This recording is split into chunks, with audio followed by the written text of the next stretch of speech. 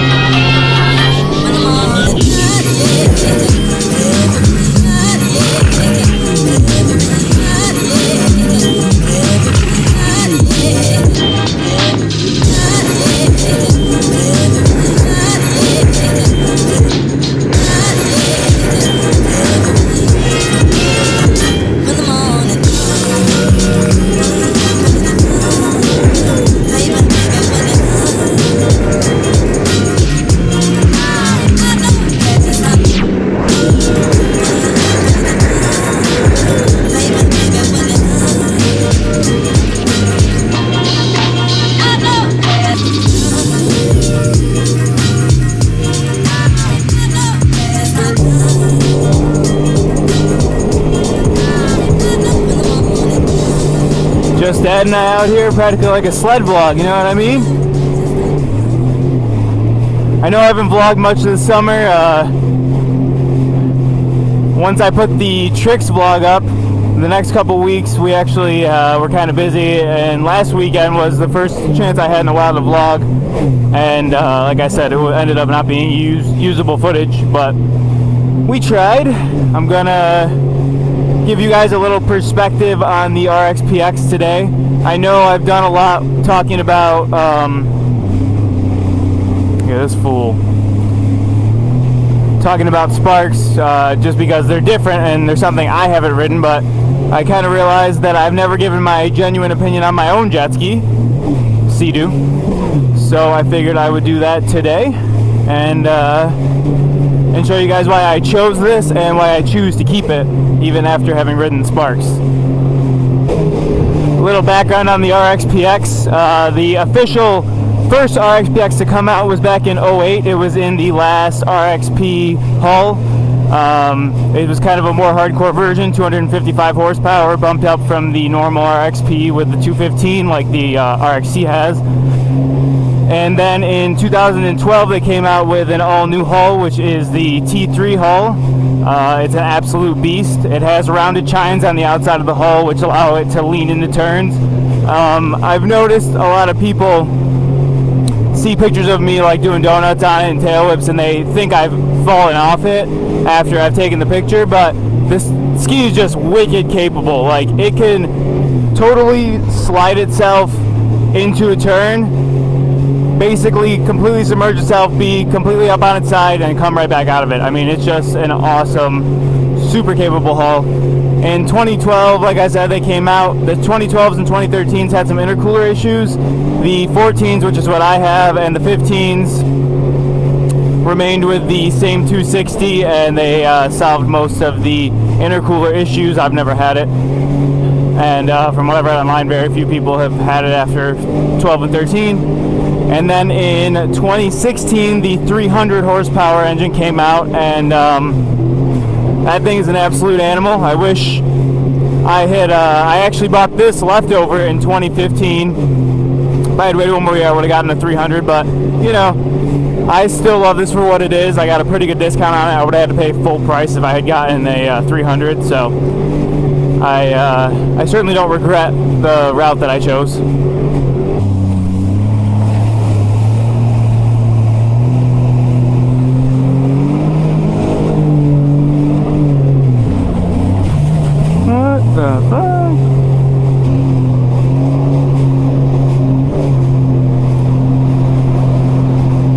Well, I lost my dad. He was behind me and then apparently chose to just go his own direction, and I don't see him anywhere. No clue how he managed it.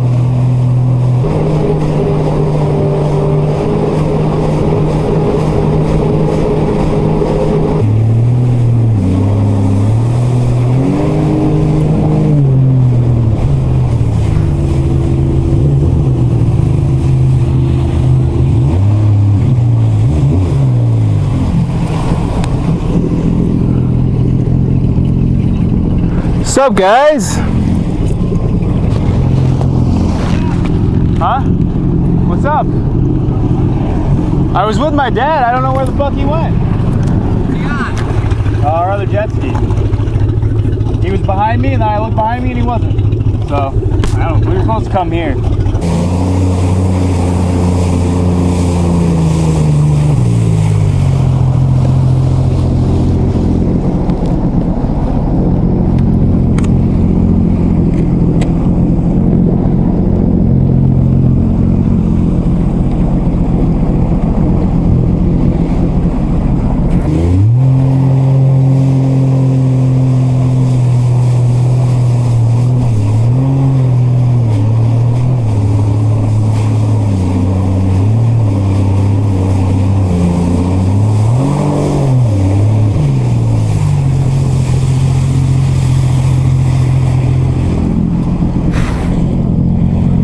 Where'd you go? Where'd you go? I stopped in the middle of the lake and waited for you. You must have passed me. I didn't see it. So you went back?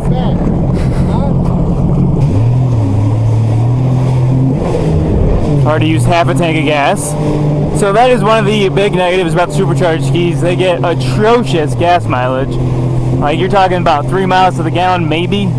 You can take them out of sport mode and make it a little bit better, but it doesn't make it too much better.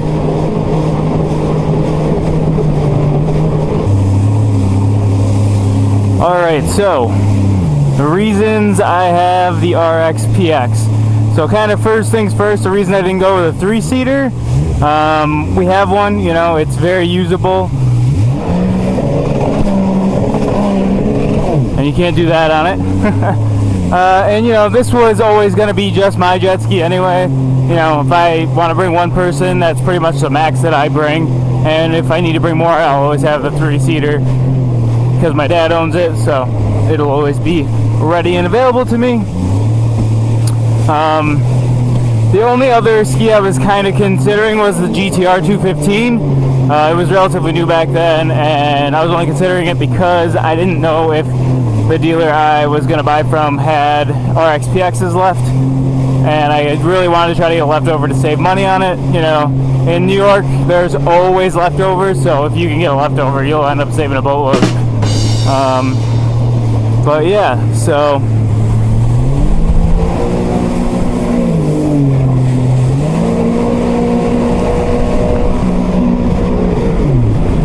the best thing about the RXP X is its absolute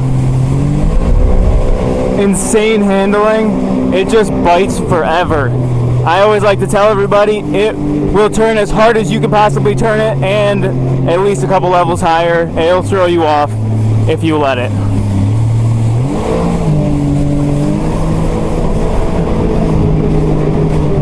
It's definitely a hull that you can see why they designed it for racing and how it's effective for racing. It makes it a lot of fun if you want to play around on it. A lot of people think, oh, the sparks are light, you know, you can play around on them. You can. I mean, that's a big attribute. That's a big attribute of the sparks, but you can still play on an RXP X. And you can play in ways that you can't on the Spark because they don't roll into turns the same way, they don't spin around the same way. It's a much different experience. So any of you out there that want an RXP X, you can adjust the sponsons. There's the full aggressive race mode, there's a middle of the road mode, which is what I normally have mine in, and then there's like a, they call it like a freestyle mode or something like that, and you can just kind of play around with it. But if you want to get the donuts going, trim all the way up, stand on one side,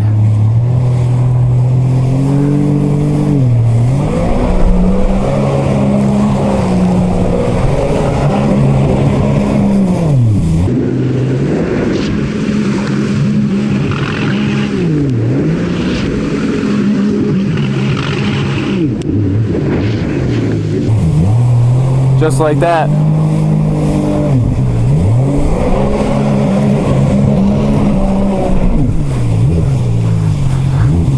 And it's a lot of fun. I mean, it absolutely makes the ski. The fact that you can still rip around on it and it's as capable as it is, The one thing I don't like about it is the really low handlebars. I see what the point of them is. Being a race ski, you know, you want to be as close to the ski as you can. But the 2018 Seadoos have an adjustable handlebars up and down. These are only widthwise, and the up and down is awesome. It gives it that little extra stand-up ergonomics you want, and then you can lower them down and you can absolutely rail it when you want to do that. I've actually never adjusted these handlebars on it, though the width adjustment is just kind of pointless to me. I like them pretty narrow anyway. I think it allows like the most aggressive handling, so I stick with that. As far as features, it's got most of anything that Seadoo offers. It's got the IBR, which is pretty cool.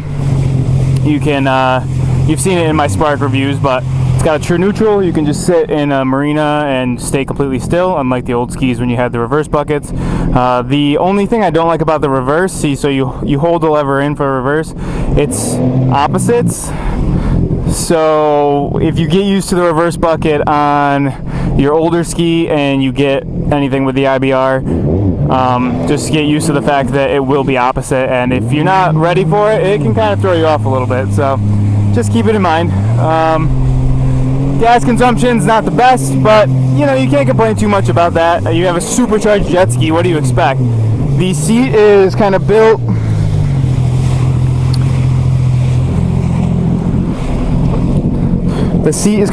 if you can see, like a crotch rocket almost, which allows you to really grip with your legs. I'm a little tall for it, so I would say if you're over 6 foot, you may have, and you have longer legs, you may have trouble really getting comfortable. You can kind of put your legs back behind you, but it's not as ideal as I would assume it would be if you're like 5'10" or below.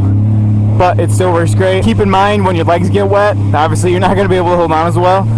So if you're really relying on it for that, you may fall off. But the ski does bite very hard, so on a day that's choppy like today,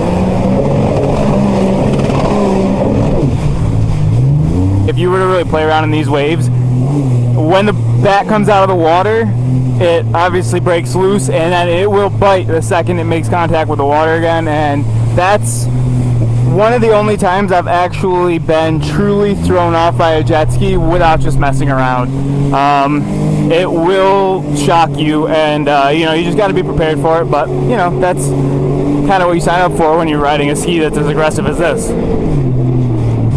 It's got the gauges. It has a lap timer. Never used it in my life, but you know, if there was a way for me to race, I would probably do something like that. And then you can adjust the display to show different things on the top and bottom. I pretty much have it set right now miles per hour, and then I just leave the compass on because you know, you already have an RPM gauge. I don't know what else you would really want on there.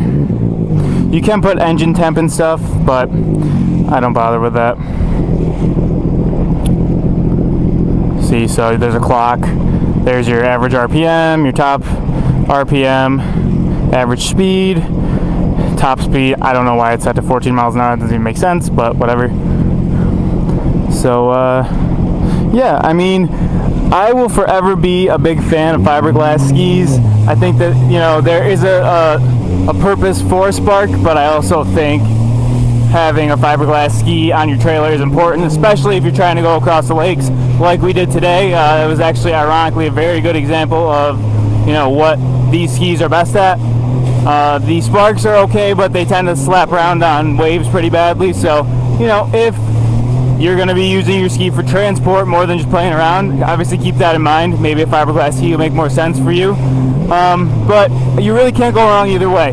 You know, if you want to try Spark, let it get you into the sport, and then you decide you want something a bit more aggressive, that's what these exist for. I know this was a short little review, but you guys have seen the ski a lot. It tops out at 71. That was the fastest I've ever gone on it. I didn't even know it went above 70, and I have a picture of it. I'll throw it up just to show it does actually go 71. The only mod I have on it is the through-hull exhaust, which I've done a lot of videos on, and just makes it a little more exciting. Doesn't really make it any faster or anything. We can go over there if you want. Yeah. Loudest jet skis in the game, boys. Burnt through half a tank of gas, so that's always the joy. They do take premium, so I would say run premium in any of your toys. You know, if they're going to be sitting, try to get non-ethanol, and premium's usually the way to go with that. So, hope you guys enjoyed the vlog. And if there's anything else you want me to go over about this ski or the RXT, let me know. Hopefully I'll be able to bring a couple different reviews to you guys for the rest of the summer. We're running a little out of time, but I will do my best.